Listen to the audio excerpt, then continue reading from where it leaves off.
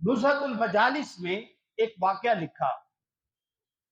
حضرت نفسی علیہ الرحمہ بہت بڑے صاحب کشف بزرگ تھے۔ فرماتے ہیں کہ ایک شخص تھا، کفار کی قید میں چلا گیا۔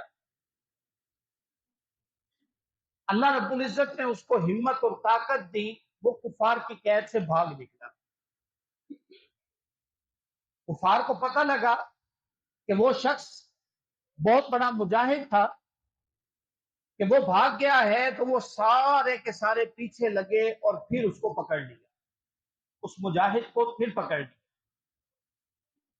اب وہ کہتا ہے کہ اللہ 3 دن کے بعد عاشورہ ہے، 10 محرم الحرام ہے، اللہ اگر تم میرے اوپر کرم کر دے اور مجھے یہاں سے رہائی عطا کر دے، ان کفار سے مجھے نجات عطا کر دے، تو میں یوم عاشور کا روزہ رکھوں گا۔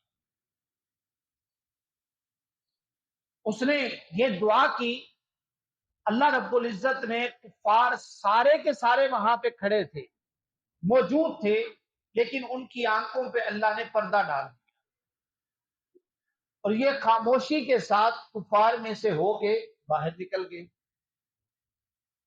اب 10 محرم الحرام آیا، انہوں نے حسب وعدہ جو اللہ رب العزت کے ساتھ ایک وعدہ کیا، اس کے مطابق انہوں نے روزہ رکھا یوم عاشور کا۔ اب چونکہ بھاگ کے نکلے ہوئے تھے، سحری میں تو کچھ تھوڑا بہت کوئی زیادہ راہ ہوگا، کوئی کھجور ہوگی، وہ کھا لی۔ افطاری کے لیے ان کے پاس کوئی سامان نہیں، پہلے سفر میں رہے، اوپر سے سحری میں بھی کھانا کچھ نصیب نہ ہوا، اور افطاری کے وقت انتہائی غنودگی کے اندر چلے گئے، یعنی یوں سمجھ لیجئے کہ نیند بے ہوشی میں چلے گئے۔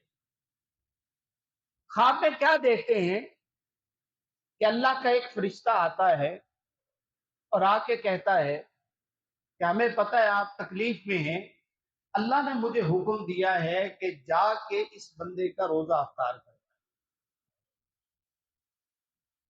اللہ نے کرم کیا، وہ جیسے ہی آنکھ کھلی تو اس کھانے کا ذائقہ جو فرشتے نے کھلایا تھا اپنی زبان پہ محسوس کیا۔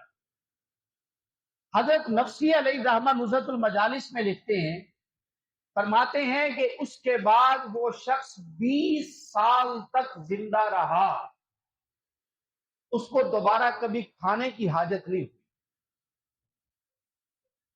دوبارہ کبھی